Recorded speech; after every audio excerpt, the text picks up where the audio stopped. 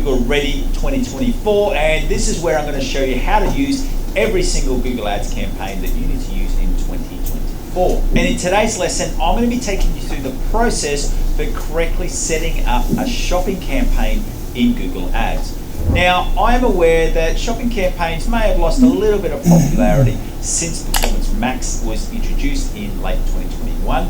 But what I do want to confirm is that moving forward, shopping campaigns still do really have a really relevant place in the ecosphere of Google Ads if you're an e-commerce brand. And as we move into 24, the current reasons and situations where I use shopping campaigns is in the following reasons. And the first one is that if you had a standard shopping campaign, so not a smart shopping, but if you have a standard shopping campaign that was set up before the transition from smart shopping to Performance Max, and you're still seeing really good results in that shopping campaign, don't feel like you need to switch it over to Performance Max. There's nothing wrong with keeping that shopping campaign going. And for me, I've even got some clients that it's only been in the last 2 months that I've transitioned their shopping campaigns over to Performance Max. And the only reason for why I do that is if we start to see some diminishing results in our shopping campaigns. So the main thing would be that if you've got some standard shopping campaigns that are performing well, please don't feel like you need to change them. But what I would also do is that if you are starting to see that reduction, that's when you make that change.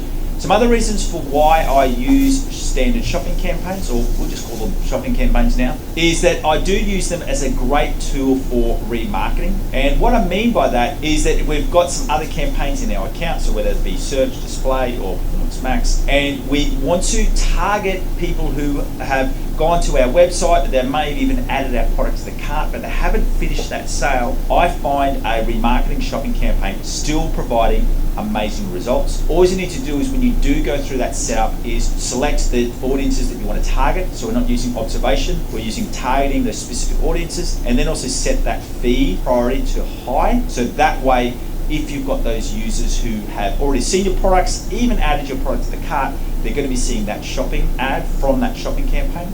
And then that way you can put in a better bid limit or even a different target ROAS for that remarketing segment. The other situation where I'm using shopping campaigns a lot is if we've got some active Performance Max campaigns and we might have 4 or 5 or 6 different product categories, and we're noticing that 2 or 3 of those product categories just aren't getting the cut through in Performance Max, we will then set up some individual shopping campaigns to help with some further cut through for those product categories. So what I want to do right now is, now that we've got that understanding on how to use some of the best uses for shopping campaigns in 2024, I want to take you through the step-by-step process of setting up a shopping campaign. And if you do miss any of these steps, don't worry, because if you follow that link in the description below, what you can get is that you can get my shopping campaign setup guide.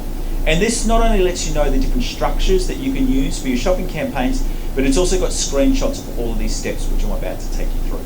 So right now, let's jump into a screen share so I can show you how to set up your shopping campaigns the right way for 2024. Let's go. Okay, so when we're in Google Ads, we want to go into this create, and then from there you want to go to campaign, and obviously we want to be choosing sales. Now, because we're dealing with a shopping campaign, we only really want to be driving product sales. So what you can do is see how you've got phone call leads here. You can click and remove the phone call leads. Now, the one thing that I want to stress is what that does, it just removes it from this campaign, not from the account. So you haven't, in one click removed a conversion action. It's still there. It's just that Google won't be taking that into consideration if you were to use any bidding targets further down the track in this account. Then we go through and click continue, and we want to be choosing a shopping campaign. Now, what you do from here is that you then go through and add in your Merchant Center feed. If you don't have that, that is something that you will need to do, and then you'll need to come back and go through this process. So what we want to do is we're going to add that in here. Now, Google is giving the recommendation to, because they're going on the Performance Max bandwagon, but we're going to choose the standard shopping campaign.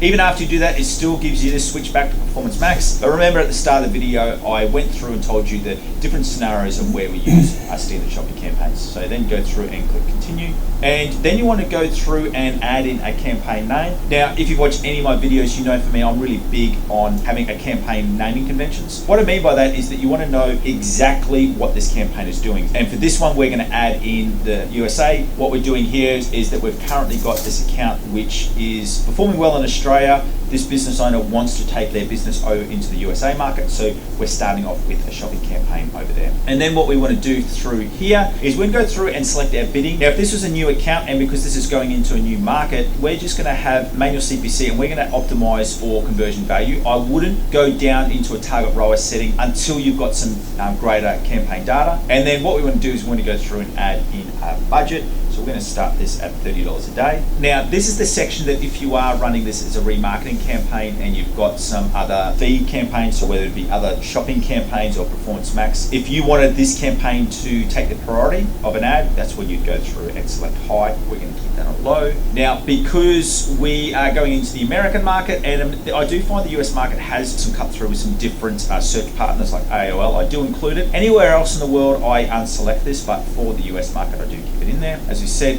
we can go through in here and we're going to be targeting the United States. And the only thing that you can do here is I do select this presence, not presence or interest. And the reason for that is because we're wanting to target people who are currently in the United States, not just people who are showing interest. And because this is an e-commerce brand, we don't want people who are looking to buy our products, but they're outside of the USA. So that's why we have got presence. And then from here, this brand, they do night lights. So we're going to put this in as night lights. Now, they also got another product range, which is money boxes. I'm going to show you throughout this process of how to set that up in a separate ad group. I do recommend to set different products in different ad groups, and the reason for that is so that you can then do two things. You can change your target ROAS by ad groups, and then also if you see one of your product groups performing really, really well, but you want to add some extra spending into it, that way you can break it out into a separate budget. Now, we know, we've done some research, we know the bids need to be about $1, but what I like to do is I like to go quite a little bit higher than that. Our average bid will be around about $1 a click. We're going up to $2, and the reason being is because especially at the start, I don't want there to be anything that limits the performance or the reach of this campaign. We go through and click create campaign. Now, this campaign isn't completely set up, even though it is active in here, because as I said, what we want to do here is that we want to go through and we want to filter out. So this is our ad group for nightlight. So what we want to do in here is we want to add in a subdivision. And what I've done through here is I've just typed in nightlight. Depending on how you got your feed, ideally I'd recommend you to set up some different custom labels or different product types so it's easier to set up. But for this one, they've just got to buy the product ID. So what we've done in here, we've just gone through and selected everything in the nightlight. And then what we need to do from here, so what we've done, we've got all of our nightlights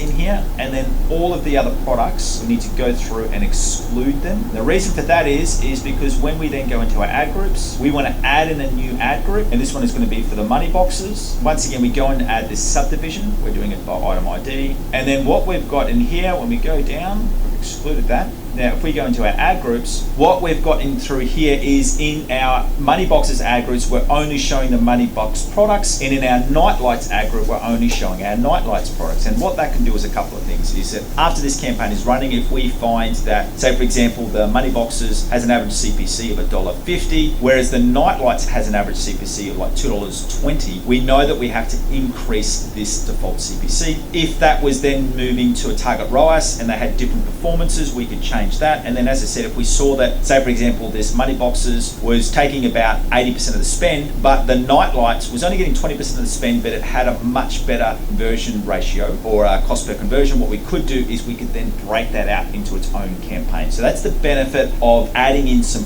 product segmentation straight away when you set up your new shopping campaign.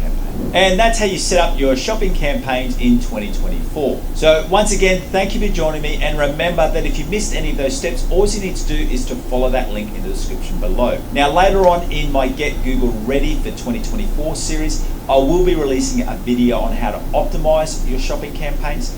And if you want to make sure that you don't miss that video or any of my upcoming videos, make sure that you not only subscribe, but also turn on that notification bell so that you know every time I release a video right here, so that you can always have the most up-to-date information for success with Google Ads. Once again, thank you for joining me. My name is Aaron Young and I'm from Define Digital Academy. See you next time. This one analytics settings error cost a company $1.5 million.